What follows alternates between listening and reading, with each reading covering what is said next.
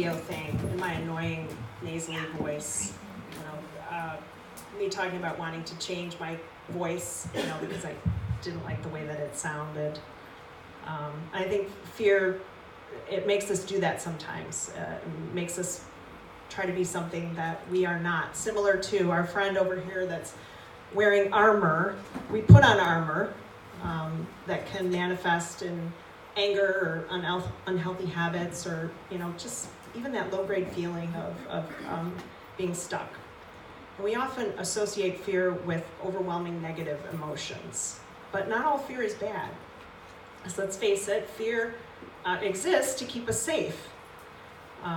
So sometimes we need to meet that fear with some mindful self-compassion, some deep breaths, and maybe even a prayer, and it can guide us through to incredible growth. That's what we're going to hear about tonight. So let's get started. It was an overseas trip that brought our next speaker face to face with a serious need in the world. Could she help? The only fear greater than following this calling with its big obstacles and odds was her fear of not following what she felt God and her heart was asking her to do. Please join me in welcoming Nancy Economou.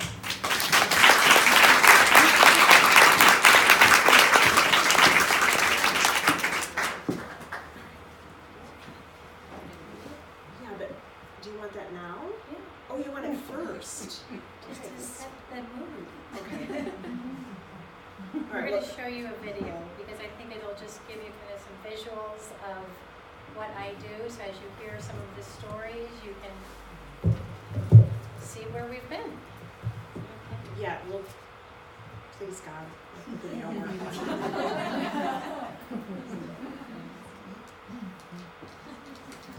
The sound, but I don't. Oh, it's working.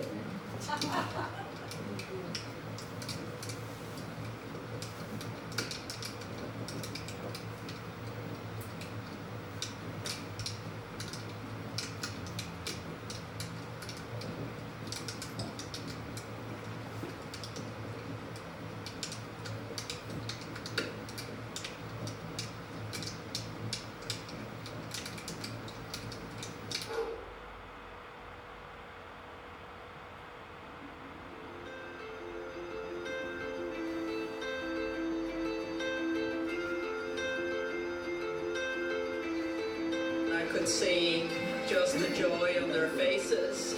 You could see that the whole family was imagining how much a Watts of Love lamp was going to change their lives. When you go back home, you can't help but think about it all the time. Think about the impact we made and how there's so much more impact and so many more people that need lights. You can see on their faces that they're imagining what they can do from not having to buy kerosene, and how Watts of Love lamps will literally light up their lives.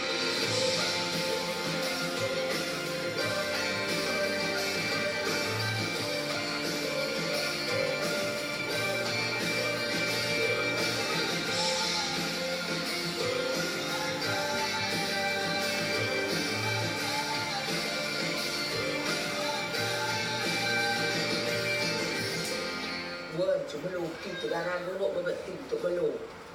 Yang mei gas.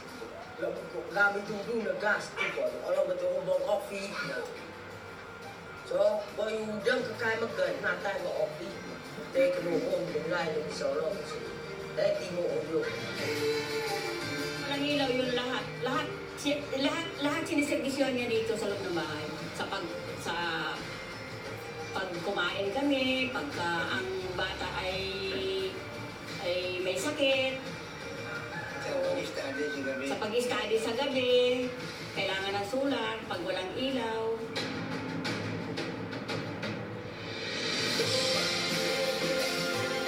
My experience so far has been unbelievable. The people here have very little, but they give everything. People think think of giving someone a light as an object, but it's not giving someone an object, it's giving someone an opportunity. It's giving someone hope and joy. I will go on another Lots of Love trip. I have to come back. When it comes to helping people who really need it and really appreciate it, there's no better purpose. If all that's holding you back is a little bit of fear, please sign up. It's going to transform your life.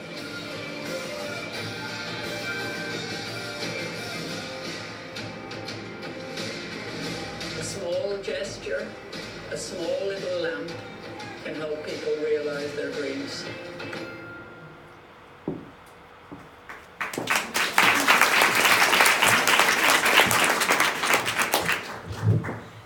That, for me, is the other side of fear, 5 years later. So I wanted just to set the stage of what obstacles that I personally overcame.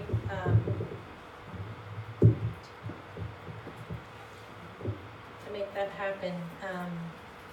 There's some familiar faces here, so welcome everyone. And Cindy and Dale, thank you for inviting me and allowing me to share my testimony. And at the end, I would like to just invite everyone that this is something that we can all do together. But I want to just start with who I am. I'm a mother of 5 boys. I live here in Downers Grove, and in 2009, my husband, I was staying at home as a stay-at-home mom, and so I had a lot of little babies. And my husband invited me on a business trip with him to the Philippines. And my background is in high-end jewelry sales, so I would sell to Oprah and from Cartier, so high-end jewelry. And when I was in the Philippines, I was really curious about how people lived in poverty, because I had seen very little poverty here in the United States, but I thought, I've always heard in the Philippines, like garbage dumps, and I just really wanted to see that. But they said, okay, we'll take you to a feeding program. I went to this feeding program, and there was a young girl there whose face was all burnt, and they were putting toothpaste on her face. And I'm like, what are you doing? And they're like, oh yeah, this happens all the time. Children are burnt by kerosene. And so as a mother, I thought, wow, how do people live in darkness? How do they care for their children and do things after the sun goes down? And I came home and I said to my husband, I feel like I'm being called to bring silver lights to people. It was just this desire in my heart. And after a few years, I kind of came up with the name Lots of Love.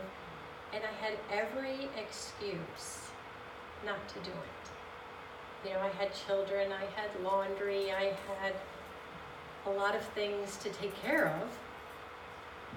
But it was the fear of dying and standing in front of God and Him saying, Nancy, I gave you this crazy desire. And what did you do with it? That I didn't want to stand there and have to be in that position. So I thought, you know what? I believe there's a reason. So I stepped out in 2012. I thought, okay, how do you start a global non-for-profit? I would share this story, I have this vision, it's called Lots of Love, and we're going to bring lights to people. I didn't even know if people really needed lights, but that was what I was thinking. And my friends would look at me and they're like, really? I'm like, yeah. People thought I was crazy, and I really was. If you looked at my life and the circumstances at this time, it was not like, oh, we have all this money and I have nothing to do with it. I'll start this non-for-profit. Things were hard, but you know what? I just believe God is bigger, and I stepped out, registered the name with the state of Illinois. I thought, what can I do? And I have this vision that's up here, but what is the first step to start to attain these dreams? Register the name, come up with a logo, and start to fundraise. But I knew I wanted it bigger than my sphere of influence. And so I started trying getting the word out, and God just showed up and people started supporting this crazy idea. So in 2013, we delivered 1,000 lights to the Philippines. That's where I felt like I needed to go back because that's where my heart was changed. And when we get there, I have this plan. We're going to get to this remote island. There's 30,000 people. It's extremely primitive. There's never been electricity, never a doctor. There's nothing there, and people are starving and literally dying. So I'm like, oh, this is great. This is where we're going. So I get there, and all 1,000 lights are stuck in customs. I'm like, oh my gosh, I'm going to go back a failure. Like I told these people this is what I was doing, and now I can't even complete what I came here for. But I had put 3 lights in my suitcases. So I thought, okay, I have these 3 lights. We're just going to do it. But one of the people with me, he looked at me and he said, don't you think God has a better idea than you do? And I was like, well, yeah, I guess he does, but I have trust issues. And he might have a better idea. And I just want to share some of that journey on the very first lights, because that was really, I think, the foundation and the encouragement for me to keep going. The very first person that I gave a light to, she's Nai, which is Tagalog for old lady. And so we went there and we're like, hi Nai, we're here to give you your light. And she bursts out crying and she looks at me and she said, I cannot accept this from you. I'm like, well, why not? And she said, I'm too poor for you to love me. And I sat there, I'm too poor for me to love you. I said, no, Nai, this is exactly why we're here. You're seen and you're valuable.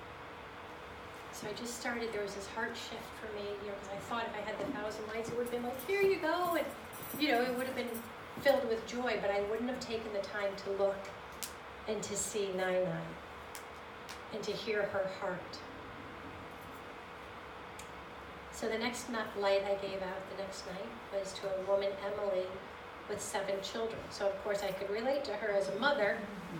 This is a typical situation of people living with kerosene. It's like gasoline, so it's like, what is that, Molotov cocktail, one of those, they put a rag in it, and it's extremely dangerous. I now know that.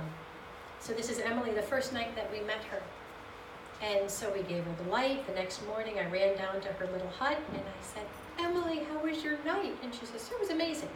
I put my children in bed and I made 1,000 bamboo barbecue sticks. I'm like, wow. So, it's, I'm listening. Oh, she saved 20 pesos not burning kerosene. She instantly became an entrepreneur and she made 1,000 bamboo barbecue sticks, because at 4 o'clock it's dark inside these houses, they can't do much. By 6 o'clock it's pitch dark. I'm like, oh, this is good. Like she just doubled her family income in 12 hours. I don't know the next picture, but I'm going to share another story on that photograph. The next person I went to was a family of 4 children and a mother and father, and the husband says to me, do not speak to my wife. She's uneducated and she'll have no idea what you're talking about, how to operate this light. So I thought, okay. And so I explained it to him. I said, what's your situation, your circumstances here? He said, well, tonight we licked our fingers, we dipped it in salt, and we rubbed salt on all of our tongues to trick our bodies into eating. Because there's nothing on this island. And I'm like, oh my gosh, just shocked. The lights were released from customs. 30 days later, I go back. And this uneducated woman, whose husband would not allow me to speak to her, came down from the mountain and she says to me, Nancy, since we've received the light, we have never gone hungry. I'm like, well, I don't understand. How has it helped you? And she said, because I pretend every day that I'm saving or buying kerosene.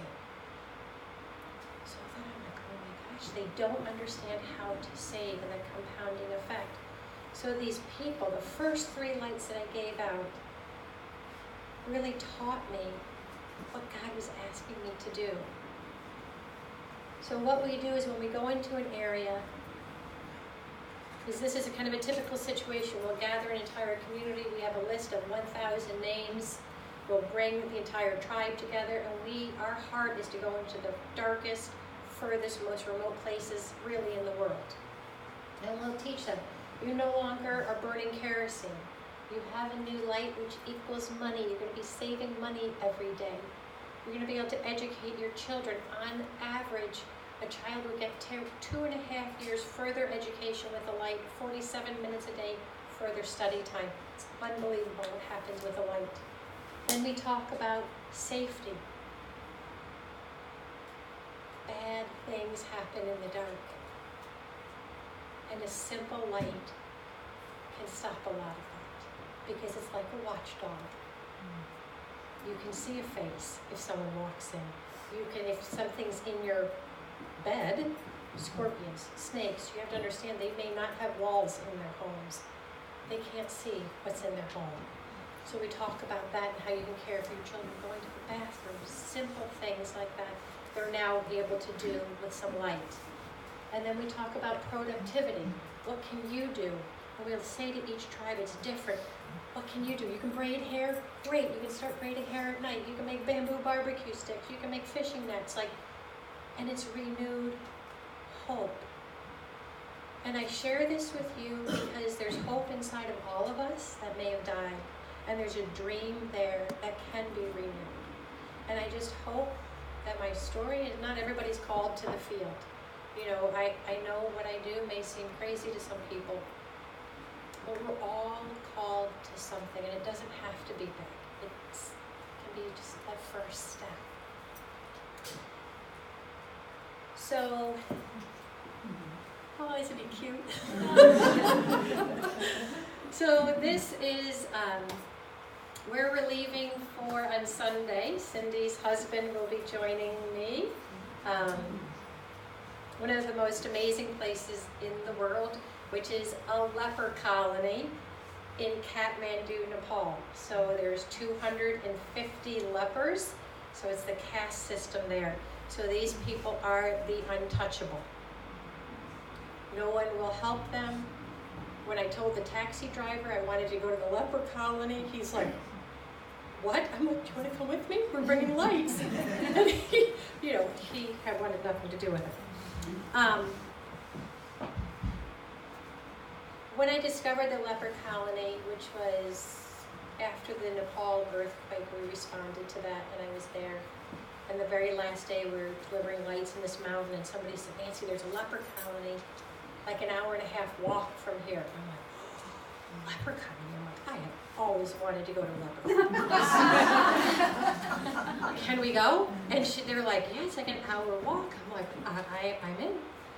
So we went there, and I had one headlamp with me, and I instantly fell in love. Like, I didn't have, my phone didn't work. I couldn't Google search, is it contagious? If I did get it, how do I cure it? But I didn't care. I knew I was called to be there. And all fear was gone. I can't explain it. But I walked in there, and they're missing eyeballs, and no hands, and no feet. Parts are missing, and I was just in love.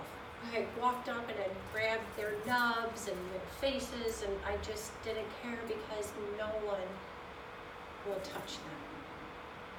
And I said that day, I promise one day I will come back and light this entire leper colony. That's how I get there. And this is actually one of the lepers, which I realized the human touch and the fear of people even talking to them, touching them.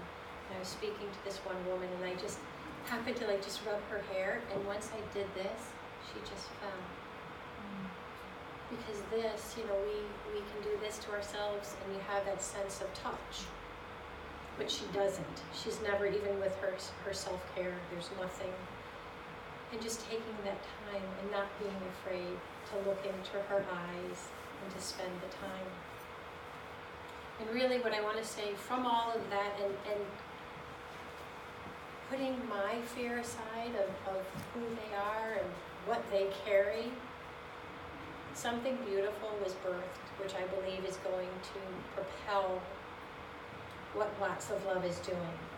And I came back after that, and I've been working with a corporation here in Lyle. Crazy story how I got connected to them.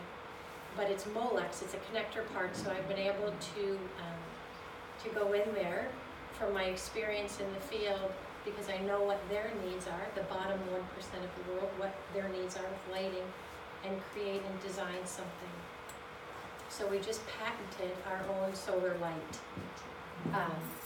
And it was really based on this leper colony. Because when you hand, you're so excited to give a leper a light, and you hand them the light, and you're like, oh my gosh, they don't have fingers. And you're like, okay, well let's just walk through this together, because I'm feeling really uncomfortable.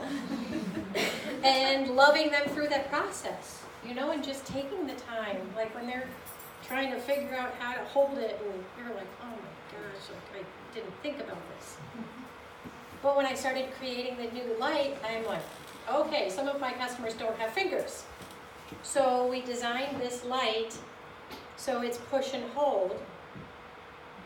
Number 1 will last 120 hours. Number 2 will last 10 hours. Number 3, which is incredibly bright, will last 2.5. And then there's emergency. But what's nice about this, especially for the people that we serve, they can physically wear it around their neck. We focus on women because if you invest in a woman, 90% of the money stays within the family for many different reasons that I won't get into. It's just the culture there, that the women are a lot of times on their own. So we really focus on those women. And so now they can physically wear it on their body. They don't have the solar panel, and I can show you, I'll have it out back there. Our other light is a 2-piece model, so now they can hide it. They can keep it on them, so it solves their problems of security. So they can wear it, it can be charging. And then also you can take this off.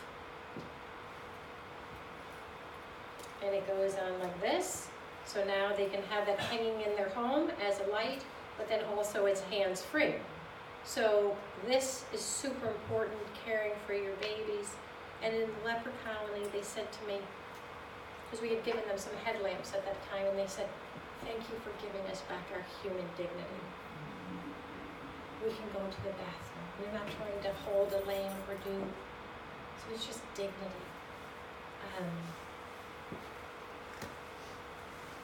If I was never able to get over that fear of going to see the untouchables, the inspiration, which I believe we'll be able to start to sell and help fund Lots of Love so that we can go further and farther with our lights. My Nepali grandmother. You could just see, it's their circumstances are horrific, but we're bringing hope, and we're bringing light, a tremendous need. Right? If you're not busy Sunday, you can come with me. There's still availability. So, I just want to thank you and just end with this. Everything you want is on the other side of fear. Just step out, be bold, whatever that is in your life. I'm going to be in the back at the very end. There's going to be a table. We do take teams with us. And I have brochures. Thank you.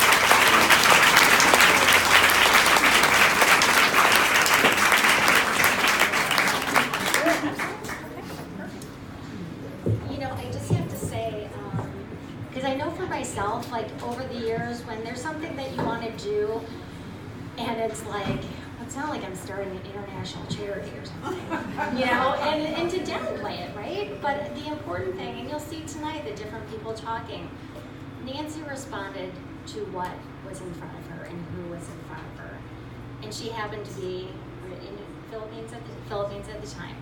So whatever it is, like what also came to my mind, some of you last year, we saw like Karen Putz, who started water skiing again 30 years later, because her heart was really craving that sort of passion.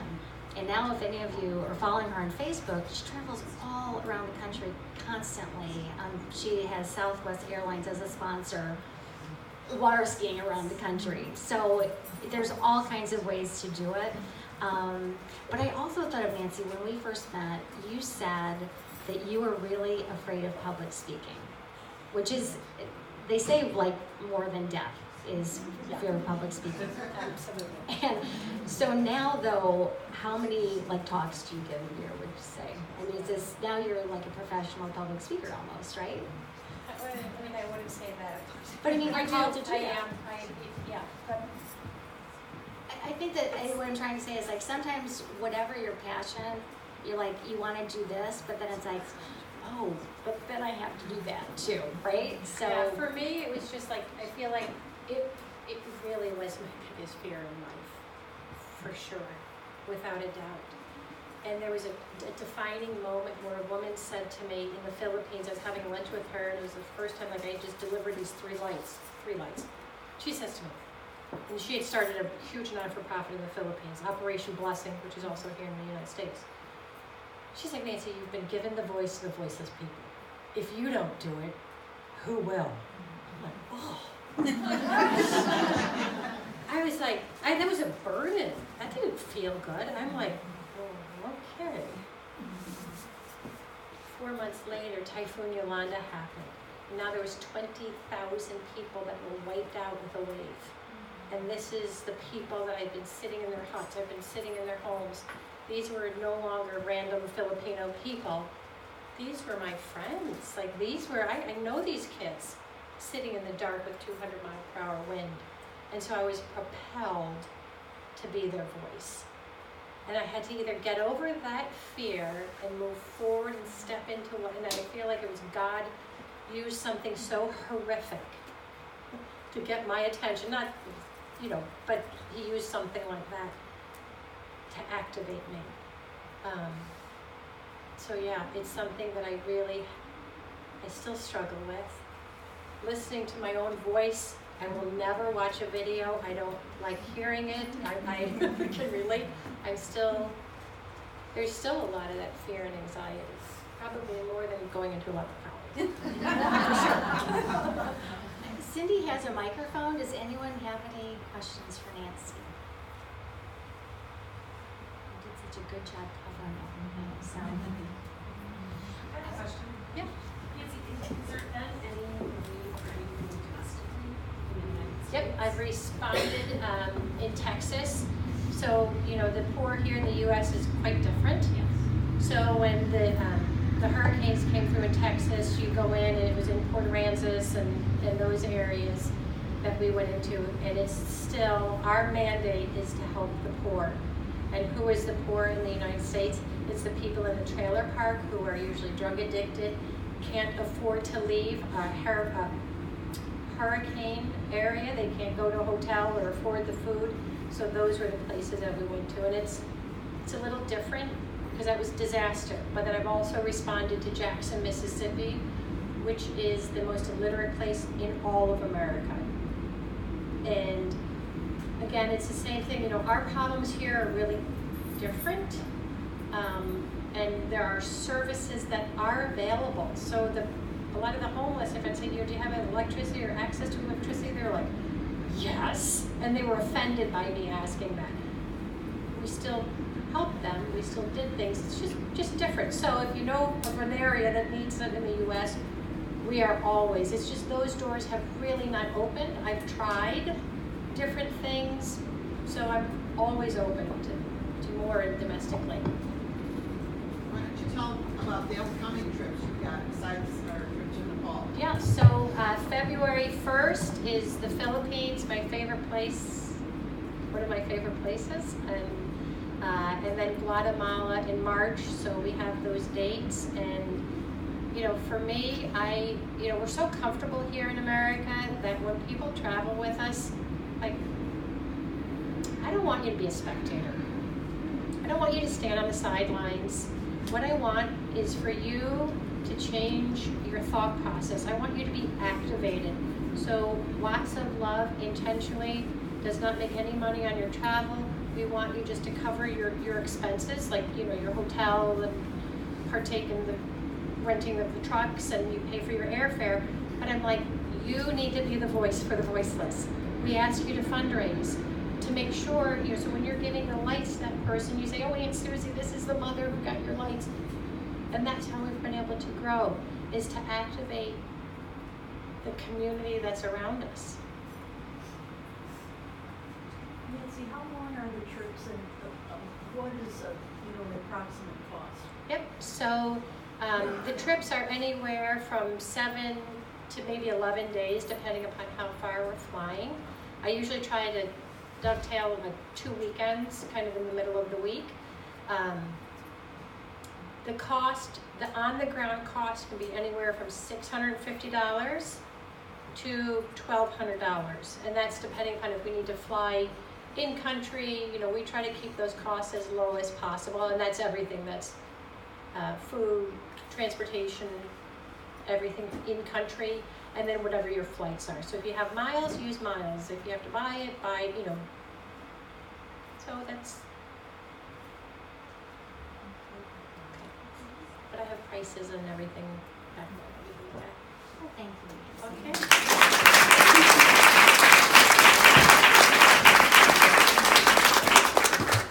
I just wanted to say too, because Linda, the artist, is not here tonight, and I was thinking, she said that the inspiration for this sculpture was an older person in her family who is nearing death and apparently is very bitter about a life not being what she wanted it to be. And again, no pressure.